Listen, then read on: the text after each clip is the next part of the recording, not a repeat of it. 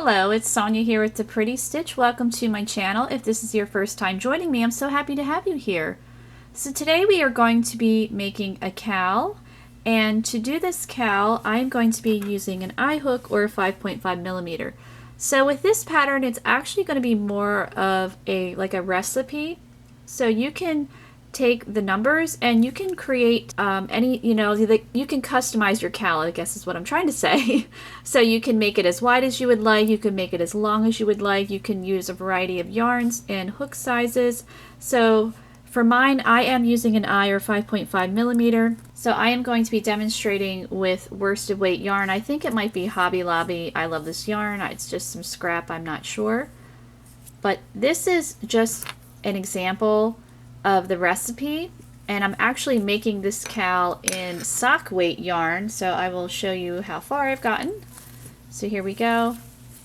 It is I think I'm going to call it the Holey Moley Cowl because it's, you know, holy. lots of holes going on here, but it's very, very simple and easy to work up. So you can see that, you know, this is much finer weight yarn.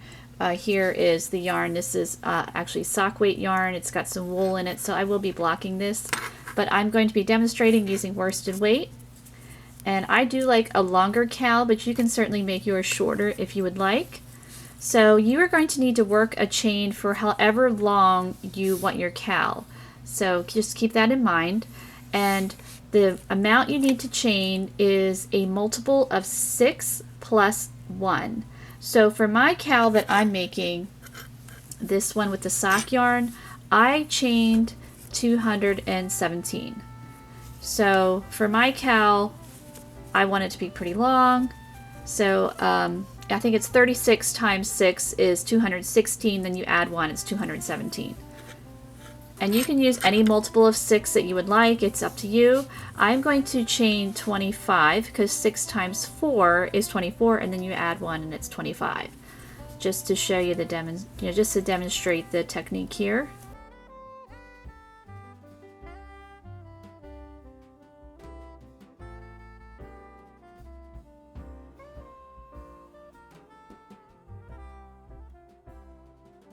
Alright, so I have my 25 chains. So obviously this will not be long enough for a cowl, but it'll show you the stitches and you'll be able to see them pretty up close because the yarn that I'm using, it's multicolored and I think it would be difficult to see. So your first row is going to be worked entirely in slip stitch. This pattern is actually made up of slip stitches and chains. So my advice to you, if you're newer to slip stitching, is using a larger hook. And you can even use, you know, fine weight yarn, like I'm using sock yarn, I'm using an eye hook. You could even bump that up to a J or a K. Like if you're using worsted weight yarn, I mean, you can certainly, you know, use a much larger hook. And I do suggest that using, when you're working slip stitch, it just makes things a little bit easier. And it just, you know, it'll look fine because of the type of stitch. It's not going to look too loose. Alright, so we're going to slip stitch across this chain. You're going to work in the second chain from your hook, and you want to work in the back bump of your chain. And if you are making a very long chain, a good way to keep track of your stitches is just to use stitch markers or even, you know, scraps of yarn, whatever you have on hand, because you do want to make sure that you have the proper stitch count of, you know, 6 plus 1, because otherwise it's just going to throw off your entire project. So I chained 217. So what I did was, I think like every 50 stitches I just put in a scrap of yarn so that I can make sure that I have the right amount. So that's just a little tip, even if you're making like an afghan, you know, a blanket, something that requires a long chain. And sometimes, you know, you get distracted and it's really easy to, you know, lose track of your stitch count. So just adding those little markers can just get you started off on the right foot there, so you don't have to redo it. So as you can see, I'm just working on the back bump and I'm just working a slip stitch, and just try to keep a relaxed hand when you're doing it. If you've been following me, I do have some other projects that involve slip stitch, and I think it's not used enough. and it creates a very nice fabric. Most people just think of using slip stitch in the round as a joining stitch, which it is used for that, but it can be its own stitch by itself.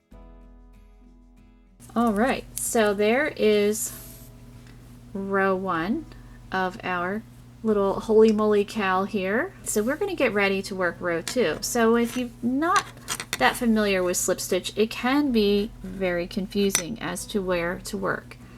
And row 2, we will be working in some back loops. So if you're not sure, we're going to chain 1 and turn. So I'm going to show you. Chain 1 and turn. Alright, so you're looking at this and you're like, okay, where do I work? So what you want to do is a little trick that I like to use is before you turn, if you're looking at it, make sure you turn your work so the tops of the stitches are you're looking at the top of them, you're looking down at them. And so if you're looking at this, you see the little V's on top. This one is your front loop right here. And then the one behind it is the back loop. So for row 2, you definitely want to be working in the back loop. So an easy way to help you out of where the back loop is, I like to put a little stitch marker in the front loop before I turn. So I'm just grabbing a scrap of yarn here and I'm just going to slide it through just to mark that stitch. Just a little helpful tool. Now, I don't need to do this anymore, but when I first started out, I did this quite a bit because I often had trouble finding the loops. So this was a little trick that helped me out. Alright, so I've already chained 1. I'm going to turn. Okay, so I'm going to turn my work again, so I'm looking down on the tops of the stitches. And when you grab that scrap of yarn, so I'm grabbing that. That's my loop I want to work in. And then my next loop would be here, here, here. Alright, so chaining 1, turning, and I'm going to pull that guy out. And we are going to slip stitch right, actually I don't think I chained 1. We're going to slip stitch right in that same stitch. And we're going to chain 4. So 1, 2, 3, 4, and you're going to skip 4 stitches. So I'm looking at the tops of my stitches here. So 1, 2, 3, 4.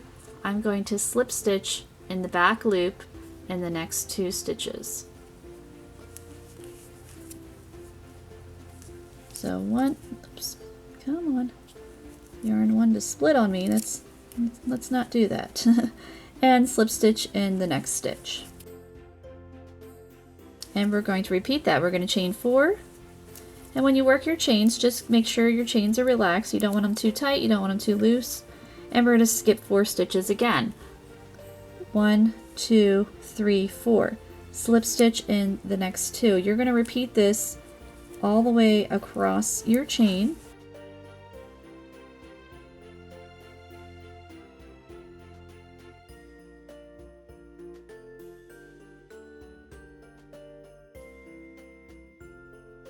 So 1, 2, 3, 4, and skipping 4 stitches, 1, 2, 3, 4. So these are your setup, the first 2 rows are your setup rows, and then you're going to be doing the repeat. And as I said before, you can make this cowl, as narrow as you want, as long as you want. It's, definitely customizable. So we're going to chain 4. We're going to skip 4 stitches.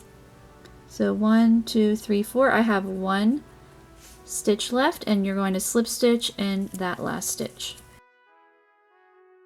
And then your row 2 is complete. So now we are going to chain 1, turn our work. So now we're going to slip stitch this entire row here. So you're going to be working mostly in chains. So I've chained 1 and turned.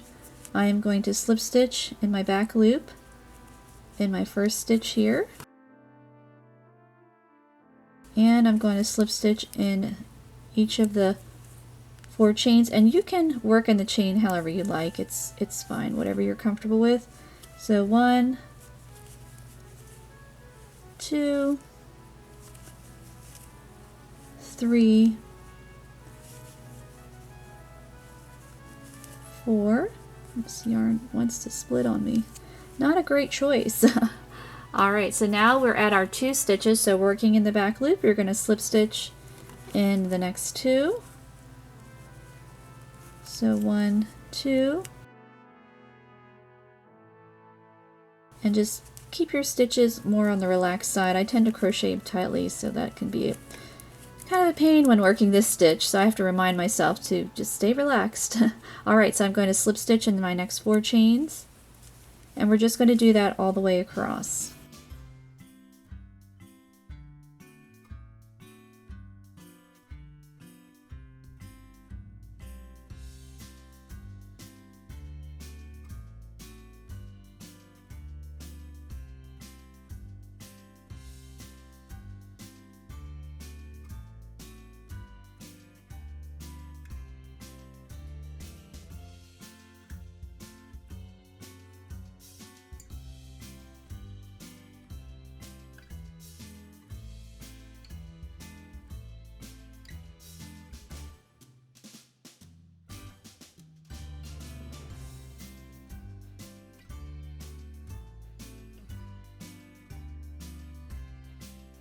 And now I'm at my last stitch here, just working a slip stitch in that last stitch. Alright, there we go. So we've worked row 3. So now we're going to work row 4. So we're going to chain 1, turn our work. And if you still need to use that stitch marker, you certainly can feel free to do that. So now we are going to slip stitch in the next 4 stitches. So 1, 2, 3, 4. And we're going to chain 4.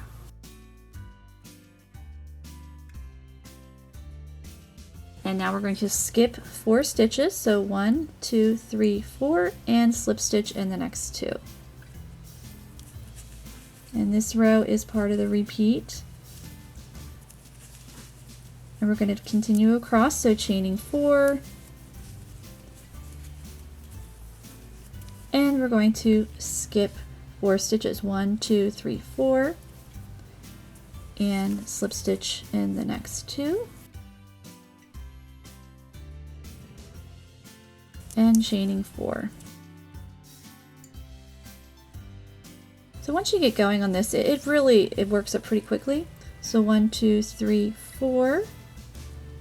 And now we're going to slip stitch in the last 4 stitches, just so it looks like the beginning of the row.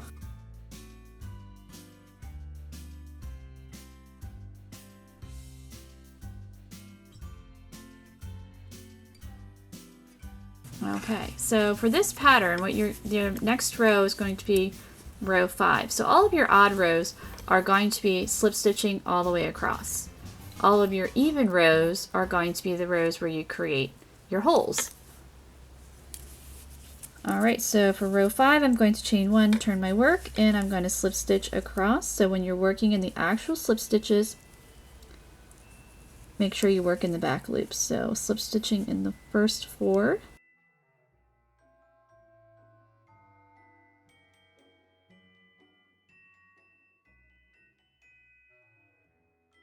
And now we are at our chain, so we'll slip stitch in our chain.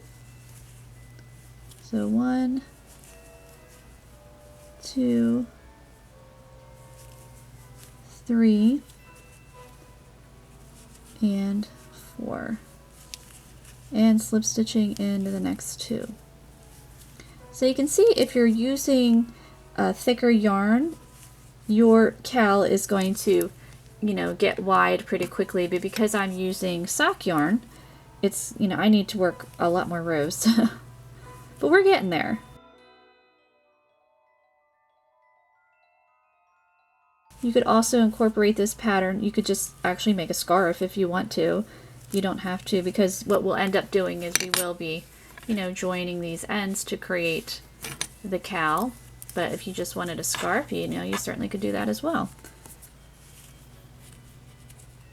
So as I said, it's more of a recipe instead of an exact pattern. So the exactness is you do need to have the right amount of chains, which is, or the multiples of 6 plus 1. And then you just, you know, follow the stitch pattern, but you can, you know, customize it however you would like. I know some people don't like that, but I actually kind of do. I mean, you could make mine. I did chain 217, but I do like pretty long cowls. Like I want to wrap it around my neck at least twice, but some people don't like that. Some people like short ones. So, you know, you do you with your project.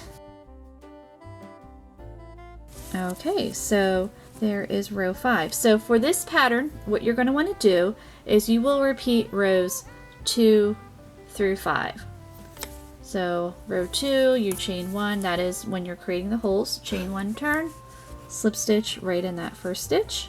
In the back loop, you're going to chain 4 and skip your 4 stitches. And then slip stitch in the next 2. And you'll continue that across.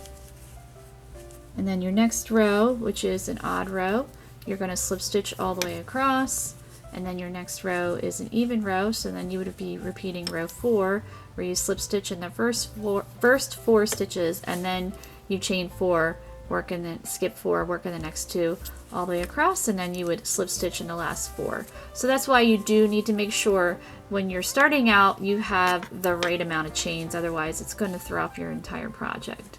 So I am going to finish up my actual cowl, and then I'm going to show you how we're just going to join this guy here to actually create the cowl shape.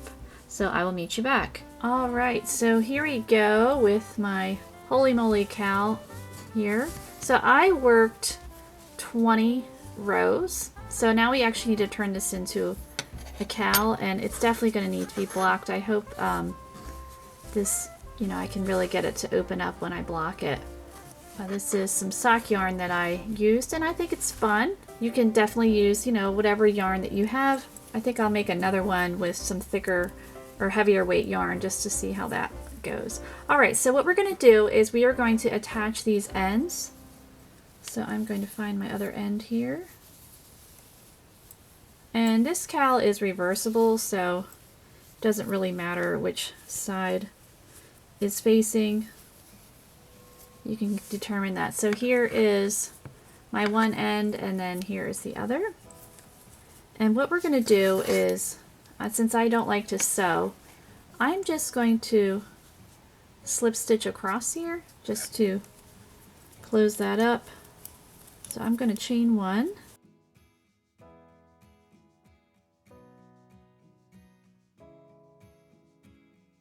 And insert my hook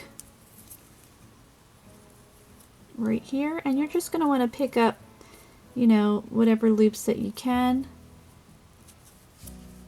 and we'll just go on this side and work the slip stitch there.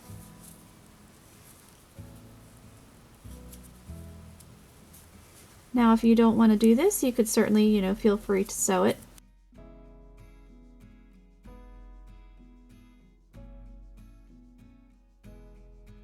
Or you could just have a scarf instead of a cowl, which would also be really cute. You could add, you know, some type of fringe on the end if you wanted, and that would be a really cute scarf, a lightweight scarf.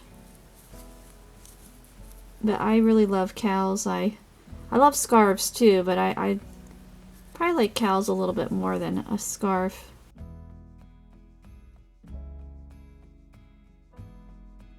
And I wear them a lot in the winter. I'm wearing one right now as I'm filming this.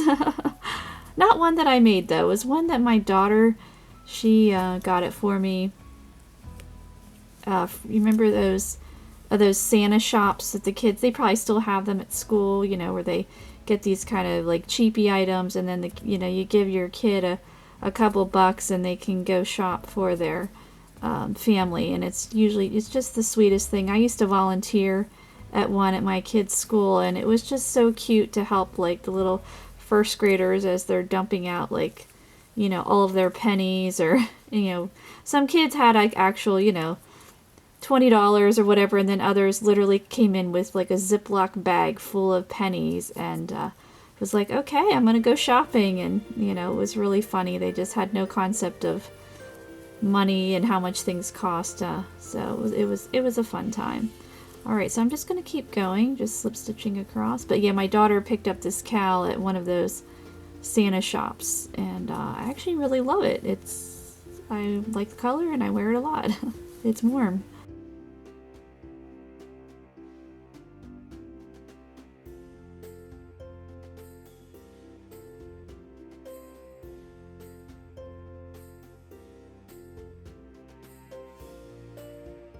So I'm just slip stitching across here, almost to the end. I'm just kind of eyeballing these loops and just, you know, picking them up. I'm trying to stay in frame. I don't think I'm looking at my project and not looking through the viewfinder, which I should be doing.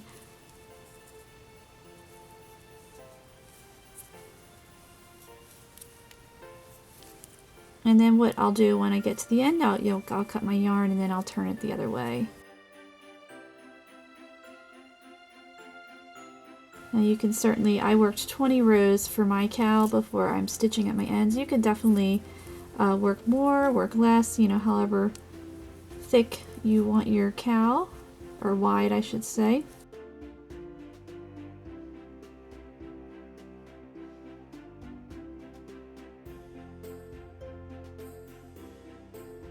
So I'm hoping once I block this that this yarn is really going to bloom and just open up, because it is a wool blend, and a lot of times when you block wool it tends to do that. And I'm just going to do a gentle wet block, and hopefully the colors will not run. I just made an ear warmer with some yarn that had some wool in it. Really beautiful yarn, but the colors did run a little bit, so that was not too great. Alright, so I have worked across there, so now you'll need to cut your yarn.